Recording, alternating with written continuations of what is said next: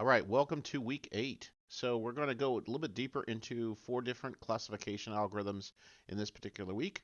So we're going to build upon the stuff which you've learned in the previous week's class, the three week class, the classes that we talked about classification models.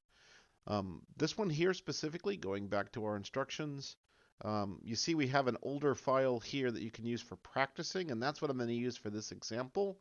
The one you actually want to use for your final is this lone default. That's the one that you'll want to submit with your homework, not the one that I'm going to show you. The one that I'm showing you is this one right here, or actually a subset of that one right there. So we have to, for this week, we have to create a decision tree, a Chade, a Bayesian network, and a support vector machine. That's the 4 types of algorithms which you have to go through. To do that, you would do something similar to this. So first of all, starting with the small classification, this is the classification file. If you did notice, the classification file is in CSV format. So if you download that, just be careful, watch the extensions.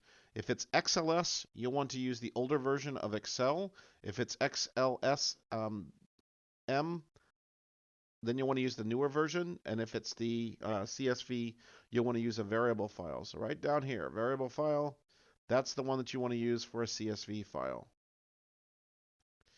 Now for my particular example here, this is where I've got mine loaded. And I'm actually going to be working with a smaller version of that classification. I'll show you how I made that. So from that, you can take your CSV file, you put it in here. I'm going to run it through a type node. In the type node, I'm going to just choose that response to be the target. Customer ID is the ID field in this case. And then these are the fields that I'm going to use for the input. So a very, very, very simple classification file to work with. And that's how I set up the type node. You see here I use supernode. So in the EDA supernode, basically coming in here for my type node, I'm just going to shoot it off to an analysis node. By doing that, that pretty much handles 90% of what you want to do inside of EDA section. So you don't have to go through the steps of building out manual pieces of that. You've already done that in previous weeks. So at this point, if you just use this, you can probably get most of what you want to do with it. Now, if you want to go ahead and put some additional things, in this case, I've made some plots to go along with it too as well. You can actually add that too as well. This is not mandatory. From that, I'm going to go into my partition node. You've seen this before, a 70-30 partition, training and testing. I'm actually going to use feature engineering here in this one too as well. So try to determine what's going to be the important or the not important, unimportant fields as part of it. And then I'll begin building. I'll start off with my first one. I'll start off with a Chade, and then I'll go forward with that. Now looking at this particular data set right here, very small number of records. But what I basically did is from this partition node, then I did an output node here. I'm sorry, export node here. And then from here, I just exported it to a flat file. Boom, there we go, like that. And then connect. And then this is what I did. So after the partition, I just wanted a smaller set of data to work with.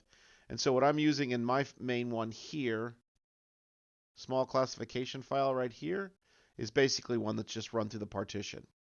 So in my main tree, I've already made it through EDA. I've saved it off as a flat file. I've showed you this in previous weeks.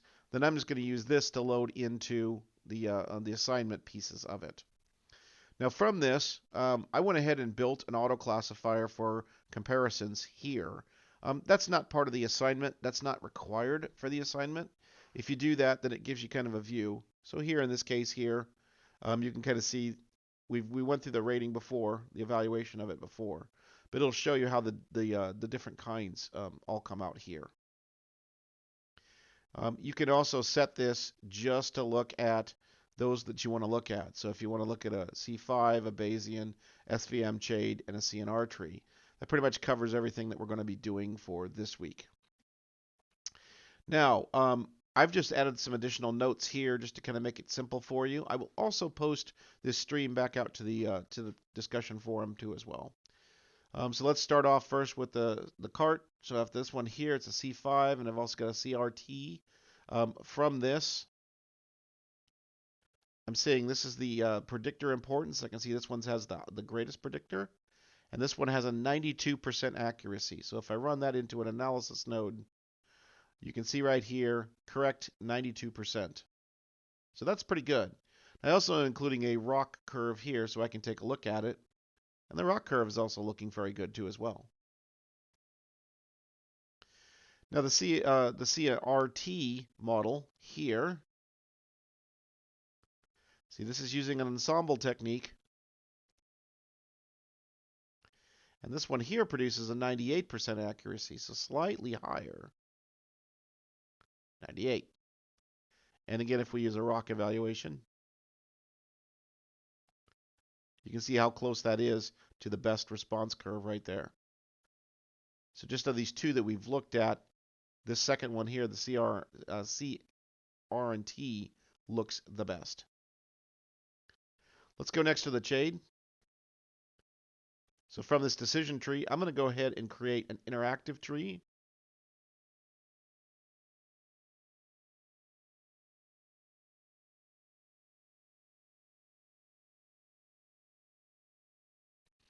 Again, you're talking about a very small amount of data here in this particular case.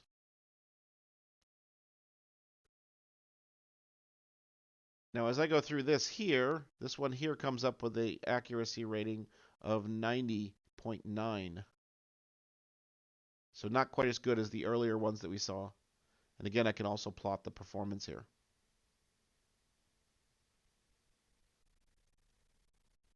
Really looks bad on the testing data set too as well. So that would tell me that this is probably not the best model for us to use. Let's go to the Bayesian network next.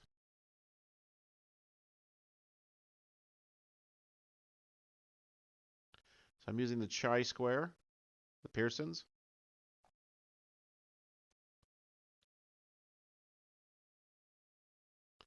We can see the network mapping here. Analysis on this. We can see we're even worse.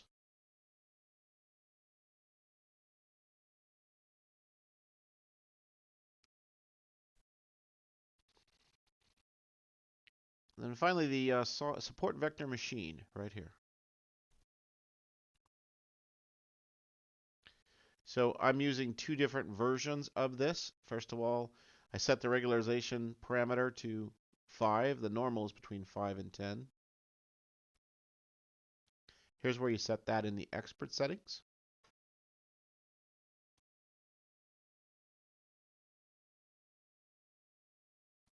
Now trading this one out, 76%. Trying it for different ones. Again, trying to make that adjustment to that regularization parameter. Here I'm using a 15.